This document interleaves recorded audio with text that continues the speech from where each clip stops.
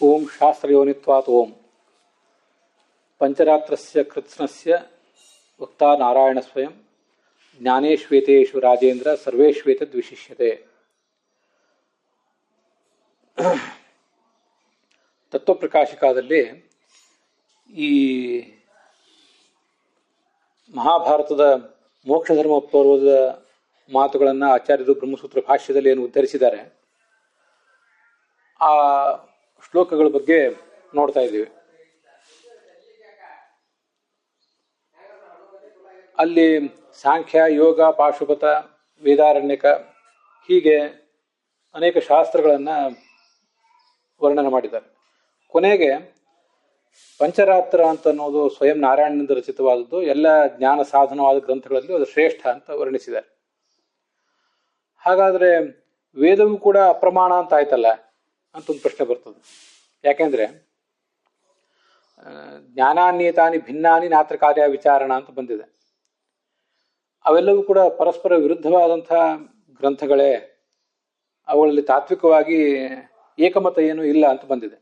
ಹೀಗೆ ಪರಸ್ಪರ ವಿರುದ್ಧತೆಯ ಉಕ್ತಾನಾಂ ಏಕಪ್ರಾಮಾಣ್ಯ ಉಕ್ತವು. ಪರಸ್ಪರ ವಿರುದ್ಧವಾದಂಥ ಅನೇಕ ಗ್ರಂಥಗಳಲ್ಲಿ ಯಾವುದೋ ಒಂದು ಗ್ರಂಥಕ್ಕೆ ಪ್ರಾಮಾಣ್ಯವನ್ನು ಹೇಳಿಬಿಟ್ರೆ ಉಳಿದ ಗ್ರಂಥಗಳು ಅಪ್ರಮಾಣ ಅಂತ ತಾನಾಗಿಯೇ ತೀರ್ಮಾನ ಆಗ್ತದೆ. ಹಾಗಾದರೆ ವೇದನೂ ಕೂಡ ಅಪ್ರಮಾಣ ಆಗಬೇಕಾದಿತ್ತಲ್ಲ ಅಂತ ಒಂದು ಪ್ರಶ್ನೆ ಬರ್ತದೆ. ತರ್ಹಿ ವೇದಾರಣ್ಯಕ ಸ್ಯಾಪಿ ಅಪ್ರಾಮಾಣ್ಯಂ ಸ್ಯಾತ್. ವೇದಾರಣ್ಯಕ ಅಂದರೆ ಅಪೌರುಷೇಯ ಶಾಸ್ತ್ರರಾಶಿಯೂ ಕೂಡ ಅಪ್ರಮಾಣ ಆಗಬೇಕಾಗ್ತದಲ್ಲ ಅಂತಂದರೆ ಹಾಗಿಲ್ಲ. ವೇದ ಪಂಚರಾತ್ರಯೋ ಐಕ್ಯಾಭಿಪ್ರಾಯೇಣ ಅಂತಾರೆ ಆಚಾರ್ಯರು. ವೇದ ಮತ್ತು ಪಂಚರಾತ್ರಗಳಿಗೆ ತಾತ್ವಿಕವಾಗಿ ಸಹಮತ ಇದೆ, ಅವೆರಡಕ್ಕೂ ಒಂದು ಏಕಮತ ಇದೆ ಅಂತ ಹೀಗೆ ವ್ಯಾಸರ ಅಭಿಪ್ರಾಯ ಇದೆ. ಆದ್ದರಿಂದ ಪಂಚರಾತ್ರವನ್ನು ಪ್ರಮಾಣ ಅಂತ ಹೇಳಿಬಿಟ್ರೆ ವೇದಾರಣ್ಯಕಗಳನ್ನು ಕೂಡ ಪ್ರಮಾಣ ಅಂತ ಹೇಳಿದಾಗ ಆಯ್ತು. ಇನ್ನು ಉಳಿದ ಸಾಂಖ್ಯ, ಯೋಗ, ಪಾಶುಪತ ಅವುಗಳನ್ನು ಮಾತ್ರ ಅಪ್ರಮಾಣ ಅಂತ ಹೇಳಿದಂತೆ ಆಗ್ತದೆ.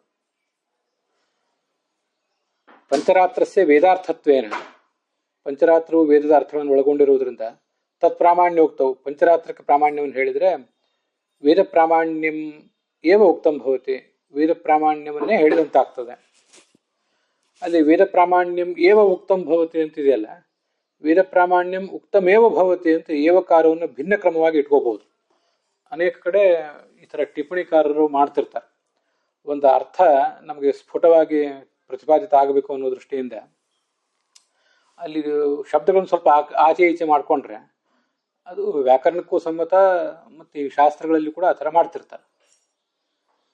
ವೇದ ಪ್ರಾಮಾಣ್ಯವನ್ನೇ ಹೇಳಿದಂತೆ ಆಗ್ತದೆ ಅಂದರೆ ವೇದ ಪ್ರಾಮಾಣ್ಯವನ್ನು ಹೇಳಿದಂತೆಯೇ ಆಗ್ತದೆ, ಅದ್ರ ಬಗ್ಗೆ ಏನು ಪ್ರತ್ಯೇಕ ಪ್ರಯತ್ನ ಪಡಬೇಕಾಗಿಲ್ಲ ಅಂತ ಹೀಗರ್ಥ. ಒಂದು ವೇಳೆ ಅಪೌರುಷೇಯವಾದ ಶಾಸ್ತ್ರಕ್ಕೂ ಅಂದರೆ ವೇದಾರಣ್ಯಕಗಳಿಗೂ ಹಾಗೂ ಪಂಚರಾತ್ರಗಳಿಗೂ ಐಕ್ಯಾಭಿಪ್ರಾಯ ಇಲ್ಲ ಅಂತಾಗಿದ್ದರೆ, ಐಕ್ಯಾಭಿಪ್ರಾಯ ಅಭಾವೇ, ಆವಾಗ ಪಂಚರಾತ್ರಾಧಿಕ್ಯ ಕಥನಂ ಅಸಂಗತಂ ಸ್ಯಾತ್. ಆವಾಗ ಆ ಪಂಚರಾತ್ರಕ್ಕೆ ಪ್ರಾಮಾಣ್ಯವನ್ನು ಹೇಳಿದ್ದು ಅಸಂಗತ ಆಗಿಬಿಡ್ತಿತ್ತು. ಯಾಕೆಂದರೆ ಹಿಂದೆ ಅಲ್ಲಿ ಪಂಚರಾತ್ರ ಪ್ರಸ್ತುತನೇ ಆಗಿಲ್ಲ, ಪ್ರಶ್ನದಲ್ಲೂ ಪ್ರಸ್ತುತ ಆಗಲಿಲ್ಲ, ಉತ್ತರದಲ್ಲಿ ಮಾತ್ರ ಮೊದಲು ಪ್ರಸ್ತುತ ಆಗಲಿಲ್ಲ, ಆದರೆ ಆಮೇಲೆ ಪ್ರಸ್ತುತ ಆಗಿದೆ. ಅದಕ್ಕೇನು ಕಾರಣ ಅಂದರೆ ವೇದ ಮೊದಲಾದ ಶಾಸ್ತ್ರಗಳಿಗೂ ಪಂಚರಾತ್ರಕ್ಕೂ ಐಕ್ಯ ಅಭಿಪ್ರಾಯ ಇರುವುದರಿಂದಲೇ ಅದನ್ನು ಮುಂದೆ ಪಂಚರಾತ್ರವನ್ನು ಶ್ರೇಷ್ಠ ಅಂತ ಹೇಳಿದ್ದಾರೆ. ಆದ್ದರಿಂದ ವೇದಗಳ ಪ್ರಾಮಾಣ್ಯಕ್ಕೆ ಯಾವುದೇ ಹಾನಿ ಇಲ್ಲ ಅಂತ ತಾತ್ಪರ್ಯ. ಹಾಗಾದರೆ ವೇದಸ್ಯವ ಪ್ರಾಮಾಣ್ಯಂ ಕಿಂ ನೋಚ್ಯತೆ ಅಂತ ಇದೊಂದು ಪ್ರಶ್ನೆ. ಪಂಚರಾತ್ರಗಳಿಗೆ ಪ್ರಾಮಾಣ್ಯವನ್ನು ಯಾಕೆ ಹೇಳಿದ್ರಿ? ವೇದಗಳಿಗೆ ಪ್ರಾಮಾಣ್ಯವನ್ನು ಹೇಳಿಬಿಡ್ಬೋದಿತ್ತಲ್ಲ ನೇರವಾಗಿ. ಸಾಂಖ್ಯ, ಯೋಗ, ಪಾಶುಪತ, ವೇದಾರಣ್ಯಕ ಅಂತ 4 ಶಾಸ್ತ್ರಗಳು ಪ್ರಸ್ತುತ ಆಗಿವೆ.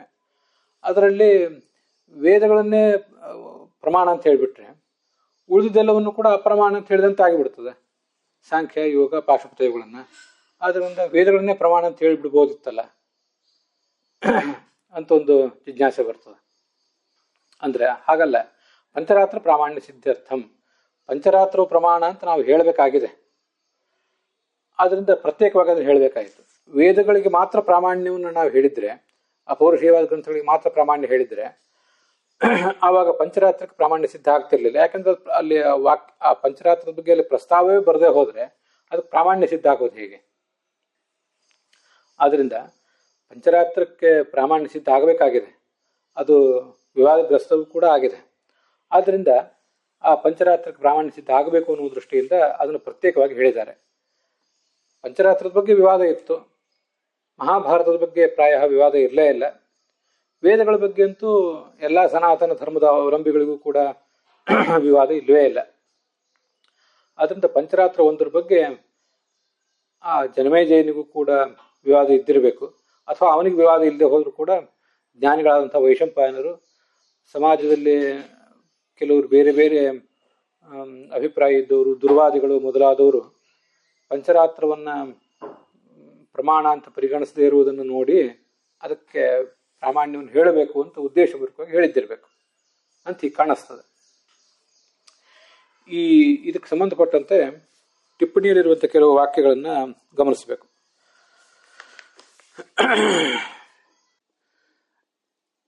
ಮಹಾಭಾರತದ ಶಾಂತಿ ಪರ್ವದ ಮೋಕ್ಷ ಧರ್ಮ ಪರ್ವದಲ್ಲಿ ಪಂಚರಾತ್ರನ ಪ್ರಮಾಣ ಅಂತ ಹೇಳಿದ ಮೇಲೂ ಕೂಡ ಕೆಲವರು ಅದನ್ನು ಯಾಕೆ ಒಪ್ಪುತ್ತಿಲ್ಲ ಅಂತ ಒಂದು ಪ್ರಶ್ನೆ ಬಂದರೆ, ಅದು ಯಾರು ಒಪ್ತಿಲ್ಲ?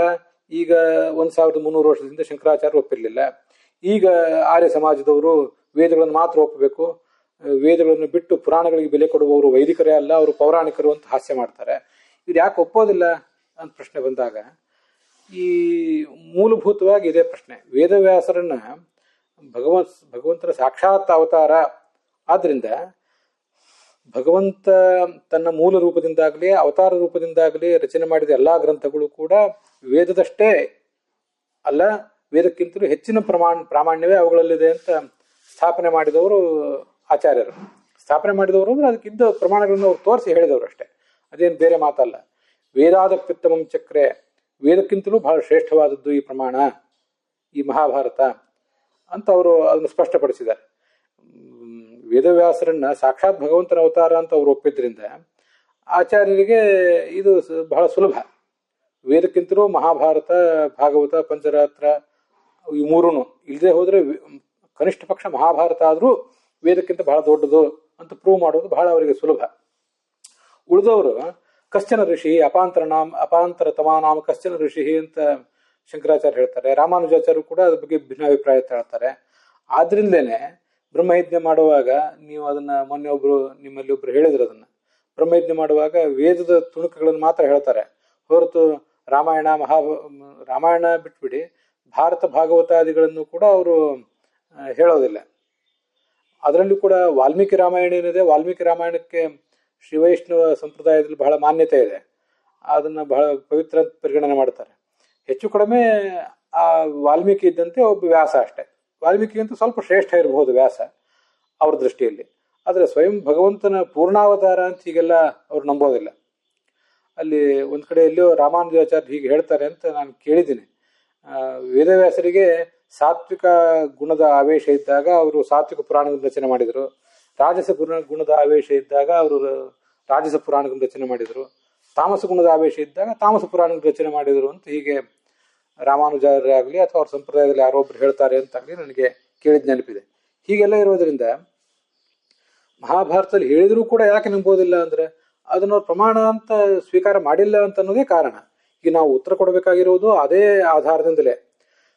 ನೀವು ಶಂಕರಾಚಾರ್ಯ ಆಗಲಿ ರಾಮಾನುಜಾಚಾರ್ಯ ಆಗಲಿ, ವಿಶೇಷವಾಗಿ ಶಂಕರಾಚಾರ್ಯ ಅವರು ವಾಸುದೇವಾತ್ ಸಂಕರ್ಷಣೋ ನಾಮ ಜೀವೋ ಜಾಯತೆ ಅಂತ ಉಲ್ಲೇಖ ಇದೆ. ವಾಸುದೇವನಿಂದ ಸಂಕರ್ಷಣ ಎಂಬ ಜೀವ ಹುಟ್ಟುತ್ತಾನೆ ಅಂತ. ಆ ಜೀವ ಹುಟ್ಟಲಿಕ್ಕೆ ಹೇಗೆ ಸಾಧ್ಯ? ಆದ್ರಿಂದ ಜೀವನಿಗೆ ಹುಟ್ಟು ಅಂತನ್ನುವುದೇ ಅಸಂಭಾವಿತ. ಆದ್ರಿಂದ ಆ ಜೀವನಿಗೆ ಹುಟ್ಟನ್ನು ಹೇಳುವಂಥ ಈ ಶಾಸ್ತ್ರವು ಕೂಡ, ಪಂಚರಾತ್ರ ಶಾಸ್ತ್ರವು ಕೂಡ ಆ ವಿಷಯದಲ್ಲಿ ಅಪ್ರಮಾಣವೇ. ಅಲ್ಲಿ ಹಿಂದೆ ಕೆಲವು ವಿಷಯಗಳು ಬಂದಿವೆ. ಈ ಚತುರ್ಮೂರ್ತಿ ಮತ್ತು ಪಂಚಮೂರ್ತಿಗಳು ಅಂದ್ರೆ ವಾಸುದೇವ, ಸಂಕರ್ಷಣ, ಪ್ರದ್ಯುಮ್ನ, ಅನಿರುದ್ಧ 4, ನಾರಾಯಣವನ್ನು ಸೇರಿಸಿದ್ರೆ 5, ಇವುಗಳ ಉಪಾಸನೆಯಿಂದ ಮುಕ್ತಿ ಇತ್ಯಾದಿ ಎಲ್ಲ ವಿಷಯವನ್ನು ನಾವು ಒಪ್ಪುತ್ತೇವೆ. ಆದರೆ ಈ ವಾಸುದೇವ ಸಂಕರ್ಷಣೋ ನಾವು ಜೀವೋ ಜಯತೆ ಅನ್ನೋದನ್ನು ಒಂದು ಮಾತ್ರ ಒಪ್ಪೋದಿಲ್ಲ ಅಂತ ಹೀಗೆ ಶಂಕರಾಚಾರ್ಯ ಅಭಿಪ್ರಾಯ ಪಡ್ತಾರೆ. ಹೀಗೆ ನೀವು ಪಂಚರಾತ್ರದ ಪ್ರಾಮಾಣ್ಯವನ್ನು ಒಪ್ಲಿಕ್ಕೆ ತಯಾರಿಲ್ಲ. ಹಾಗಿದ್ರೆ ಮಹಾಭಾರತದ ಪ್ರಾಮಾಣ್ಯವನ್ನಾದರೂ ಒಪ್ತಿರೋ ಇಲ್ವೋ ಅಂತ ಅವ್ರನ್ನ ಕೇಳಬೇಕು.